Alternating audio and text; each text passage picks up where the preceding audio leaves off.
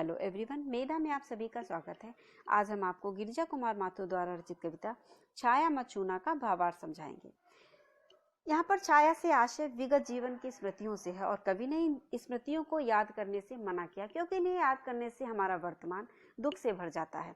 इसके अतिरिक्त कवि ने यह संदेश भी दिया है कि हमें वर्तमान से पलायन नहीं करना चाहिए, वरन उसका स्वागत कर उसे पूरी तन्मयता से भोगते हुए सुखद भविष्य का वर्ण करना चाहिए। यहाँ पर कवि अपने मन को संबोधित करते हुए कहता है कि छाया मत छूना, मन होगा दुख दूना। हे मन, बीते हुए जीवन की यादों को कभी याद मत करना, क्योंकि उन्हें याद करने से मन का दुख दूना हो जाएगा। छाया से आशय क्या है? स्मृतियों से। और जो बीते हुए जीवन की मधुर यादें हैं, उन्हें बार बार याद करने से मन का दुख दूना हो जाता है, वर्तमान दुख से भर जाता है, इसलिए उन्हें कभी याद मत करना। जीवन में है सुरंग सुधियां सुहावनी, छवियों की चित्रगंध फैली मनभावनी। कवि कहता है कि हमारे विगत जीवन में अनेक सुहावनी रंग बिरंगी यादें हैं। सुरंग माने रंग बिरंगी, सुधिया माने यादें। तो कवि कहता है कि हमारे विगत जीवन में अनेक रंग बिरंगी सुहावनी यादें हैं, छवियों की चित्रगंध फैली मनभावनी। और यहाँ पर छवियों से आशय यादों से है, बीते हुए जीवन की मधुर यादों से। तो कवि कहता है कि बीते हुए जीवन की उन मधुर यादों का चित्र हमारे हृदय में अंकित है, और उसकी जो मन को लुभाने वाली, जो मनभावनी सुगंध है, वह हमारे हृदय में, हमारी स्मृतियों में इस प्रकार फैली हुई है कि उसका अनुभव हमें आज भी होता है। तन सुगंध शेष रही बीत गई यामिनी। अब यहाँ पर कवि अपनी प्रेमिका को स्मरण करते हुए कहता है कि अब उससे मिलना तो संभव नहीं है, क्योंकि उसकी मृत्यु हो चुकी है और उसके तन की सुगंध ही शेष बची है, क्योंकि उसके मिलने की जो रात्रि थी, मधुर रात्रि थी, यामिनी माने रात्रि, जो चांदनी रात्रि थी वह बीत चुकी है, अर्थात उससे मिलने का समय बीत चुका है और उसके तन की सुगंध ही शेष बची है, क्योंकि वह हमारे हृदय के भीतर समाहित है। कुंतल के फूलों की याद बनी चांदनी। और जब कवि चांदनी रात्रि को देखता है, तब उसे अपनी प्रेमिका के केशों में गुथे हुए कुंतल के फूल, चांदनी पुष्पों की याद हो जाती है। कवि जब चांदनी रात्रि को देखता है, तब उसे अपनी प्रेमिका के केशों में गुथे हुए सुगंधित पुष्पों की याद हो जाती है और वह उन यादों में खो जाता है, जिससे कि उसका हृदय दुख से भर जाता है। कवि को जब अपने बीते हुए जीवन की यादें याद आ जाती हैं, तब उसका हृदय दुख से भर जाता है। भूली सी एक चुअन बनता हर जीवित क्षण, छाया मत छूना, मन होगा दुख दूना। अब कवि को एक बीते हुए समय के, बीते हुए जीवन के छोटे से स्पर्श का अनुभव उसकी यादों में साकार होता है। उसे ऐसा लगता है, भूली सी एक चुअन, कवि को ऐसा लगता है कि मानो उसकी प्रेमिका ने उसे अभी अभी स्पर्श किया है। लेकिन कवि कहता है कि अब यह स्मृतियां एक क्षण के लिए भी जीवित नहीं हो सकती हैं। कवि कहता है कि ये स्मृतियां एक क्षण के लिए भी जीवित नहीं हो सकती, क्योंकि यह सिर्फ यादें हैं, यह सत्य नहीं हो सकता है। छाया मत छूना, मन होगा दुख दूना। कवि कहता है कि बीते हुए जीवन की यादों को कभी याद मत करना, क्योंकि उन्हें याद करने से मन का दुख दूना हो जाएगा। यश है ना वैभव है, मान है ना सरमाया, जितना ही दौड़ा तू उतना ही भरमाया। कवि कहता है कि यश है ना वैभव है, इस जीवन में ना यश है, ना वैभव है, ना मान सम्मान है और ना सरमाया। यहाँ पर सरमाया से आशय पूंजी से है, धन दौलत से, तो ना ही पूंजी है। इन सबको पाना और ना पाना दोनों बराबर है, क्योंकि व्यक्ति ने जितना पा लेता है उतना ही वह असंतुष्ट होता है, उसकी असंतुष्टि और बढ़ती जाती है, वह संतुष्ट नहीं होता है।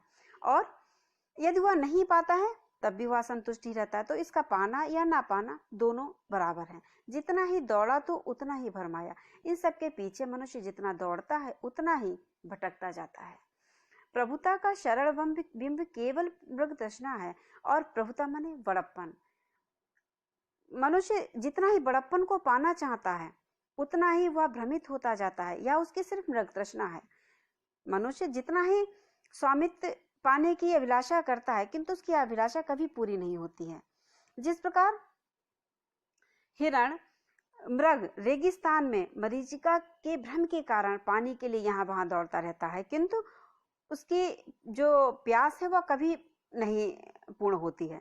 मृग जब चारों ओर सूर्य की किरणें रेत पर पड़ती तब उसको ऐसा लगता है कि चारों तरफ पानी पानी, और वह उनके पीछे दौड़ता रहता है पानी की तलाश में, किंतु उसको पानी कभी नहीं प्राप्त होता है, वह प्यासा ही मर जाता है। उसी प्रकार मनुष्य स्वामित्व की प्राप्ति के लिए पूरे जीवन भर दौड़ता रहता है, किंतु उसकी अभिलाषा कभी पूर्ण नहीं होती है। हर चंद्रिका में छिपी एक रात कृष्णा है, प्रत्येक चांदनी रात्र में एक घनघोर काली रात छिपी होती है, अर्थात सुख के बाद दुख, दुख के बाद सुख आता है।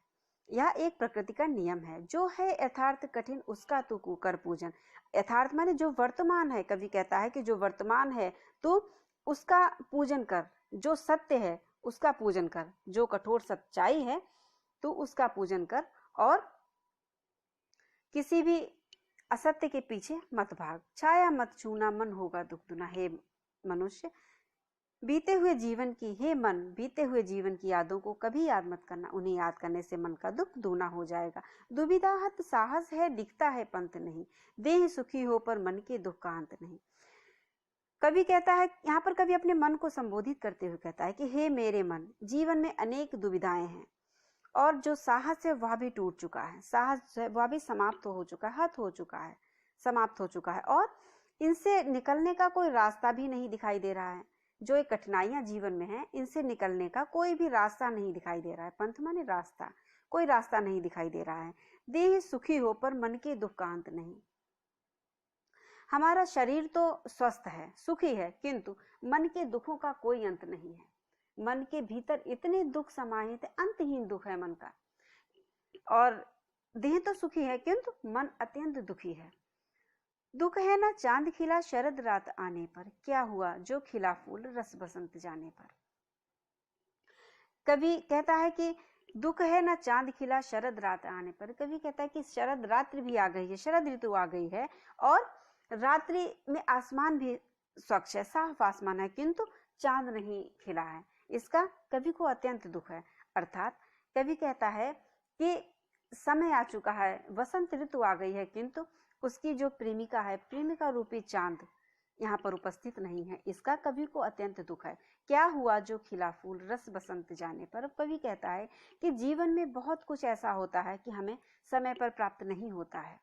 क्या हुआ जो खिला फूल रस बसंत जाने पर। यदि समय बीत जाने पर हमें कोई भी वस्तु प्राप्त होती है तो उसका कोई दुख नहीं करना चाहिए। यदि बसंत बीत जाने पर कोई पुष्प खिलता है तो उसका कोई फायदा तो नहीं होता है, उसका कोई लाभ नहीं होता है, किंतु हमें यदि कोई भी वस्तु समय पर प्राप्त नहीं होती है तो उसका दुख नहीं करना चाहिए। जो न मिला भूल उसे, तू भविष्य कर बना।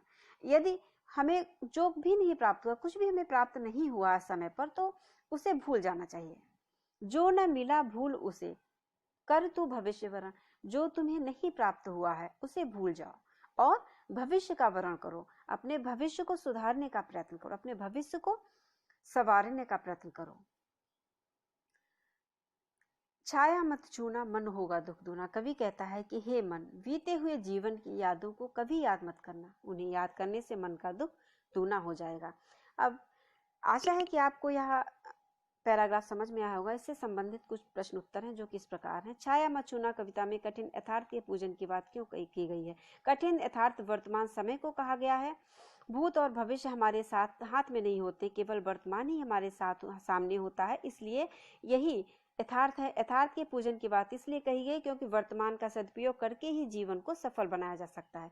भूत की स्मृतियों और भविष्य के सपनों में खोए रहने से कोई लाभ नहीं होता है।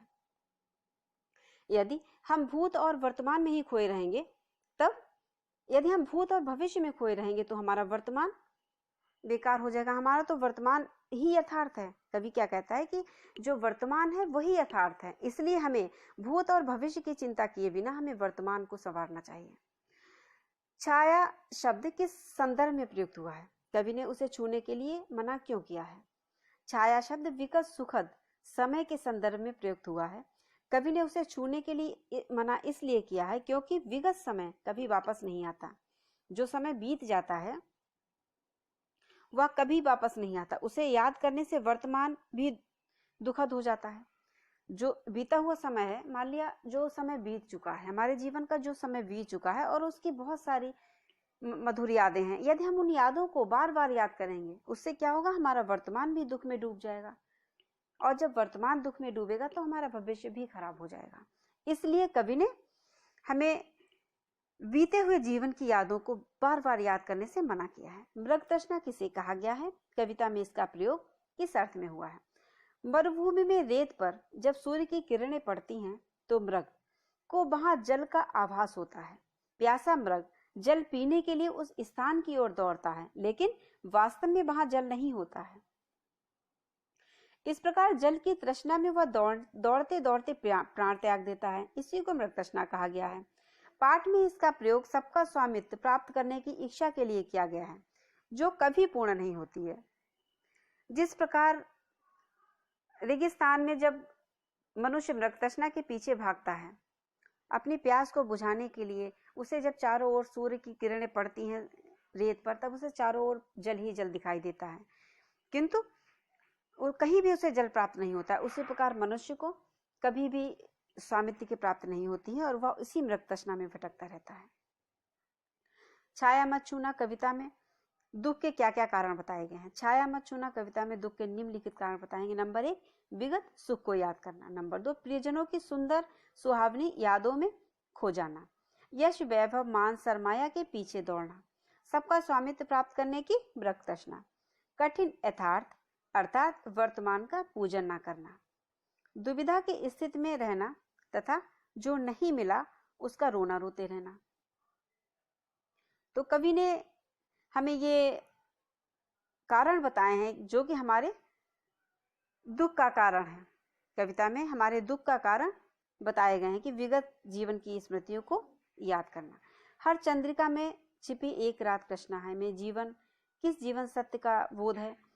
इस पंक्ति में इस जीवन सत्य अर्थात यथार्थ का बोध कराया गया है कि जिस प्रकार हर चांदनी रात के पीछे अंधेरी रात आती है, उसी प्रकार सुख के बाद जीवन में दुख आता है। यह स्वाभाविक है तथा प्रकृति का भी नियम है। तो आशा है कि आपको हमारा यह वीडियो पसंद आया होगा और इस कविता का भावार्थ भी समझ में आया होगा। तो यदि आपने हमारे चैनल को अभी तक सब्सक्राइब नहीं किया है तो आपसे अनुरोध है कि आप हमारा चैनल सब्सक्राइब करिए ताकि हमारे हर नया वीडियो आप तक पहुंच जाए। और हमारे चैनल को लाइक, शेयर एवं सब्सक्राइब जरूर कीजिएगा। Thank you so much. आपने हमारा यह वीडियो देखा उसके लिए बहुत बहुत धन्यवाद।